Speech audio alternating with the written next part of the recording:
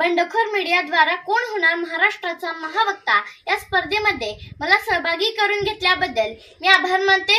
अन्यायाच्या अंधकारात पेटला होता महाराष्ट्र, करवड्यांच्या भेदामुळे तुटला होता महाराष्ट्र।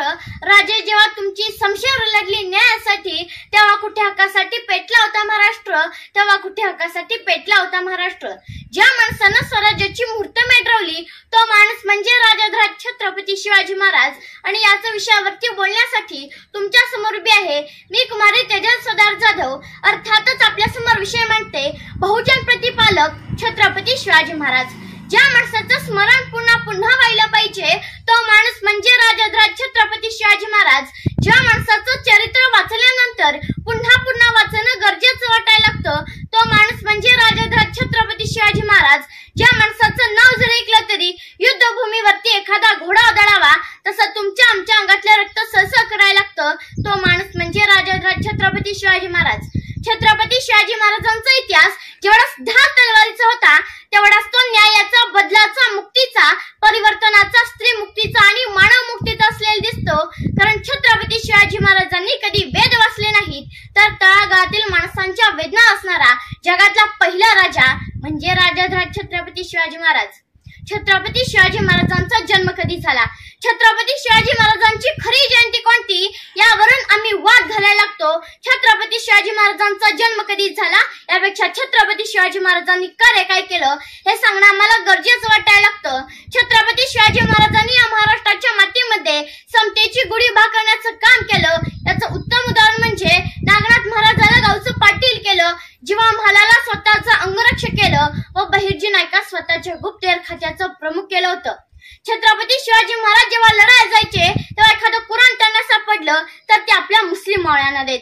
म्हणजे त्या महाराष्ट्राच्या मातीमध्ये सर्व धर्म समभावाची व्याख्या जिवंत ठेवण्याचं काम हे छत्रपती शिवाजी महाराजांनी केलं होतं। म्हणून छत्रपती शिवाजी महाराजांवर बोलताना अनेक लोक सांगायला लागतात, अरे कोण शिवाजी? 350 वर्षापूर्वी जिजाऊच्या कुशीत जन्मलेलं निरागस बाळ म्हणजे शिवाजी।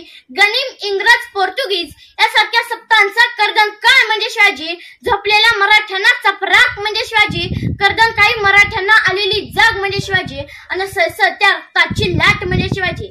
गनिमी काळाविध रणनीती, कूटशास्त्र यासारख्या कुरुक्षेत्रांचा कस म्हणजे शिवाजी। अख्ख्या जगावर आदर्श राजाची छाप म्हणजे शिवाजी। महाराष्ट्रात माणुसकी मोजण्याचं माप म्हणजे शिवाजी। तुमचा आमचा उभ्या हिंदुस्थानाचा बाप म्हणजे शिवाजी। म्हणून एलेप्सी नावाचा इंग्रज अधिकारी असं सांगायला लागतो, जर छत्रपती शिवाजी महाराज आमच्या देशात जन्माला आले असते तर आम्ही परराष्ट्रात नाही तर परग्रहावर राज्य केलं असतं। एलेप्स्टीनच्या सर्व लढायांमागे छत्रपती शिवाजी महाराजांची प्रेरणा दिसते। छत्रपती शिवाजी महाराज नावासारखं नाव, नाद फक्त 3 अक्षरं, पण काय जादू होती या 3 अक्षरात, काय ताकद होती या 3 अक्षरात। जादू ही कोणत्या अक्षरात नव्हती, जादू शुभात नव्हती, जादू शुभांच्या सच्चे चरित्रात आणि शुभांच्या राजनीतीत होती। म्हणून मला सांगा असं वाटतं, अरे कोण शिवाजी? एका हातात बायबल, दुसऱ्या हातात कुराण, हृदयात भगवद्गीता घेऊन जगणारा राजा म्हणजे राजाधिराज छत्रपती शिवाजी महाराज। म्हणून सर एकीकडे भीमा कोरेगाव सारखे दंगली करायला लागतात, अख्खा महाराष्ट्र पेटतो, तर दुसरीकडे आई भवानीची पालखी निघालेली असते। त्या पालखीला छत्रपती शिवाजी महाराज खांदा द्यायला सांगतात, त्यावेळी काही पुरोहित त्याला विरोध करतात। छत्रपती शिवाजी महाराज म्हणतात, तुम्ही विरोध का करत आहात?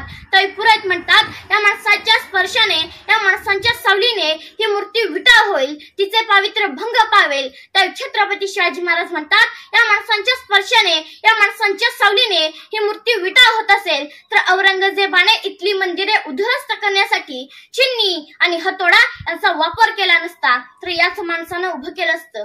म्हणजे त्या महाराष्ट्राच्या मातीमध्ये समतेचा विचार करण्याचं काम हे छत्रपती शिवाजी महाराजांनी केलं होतं।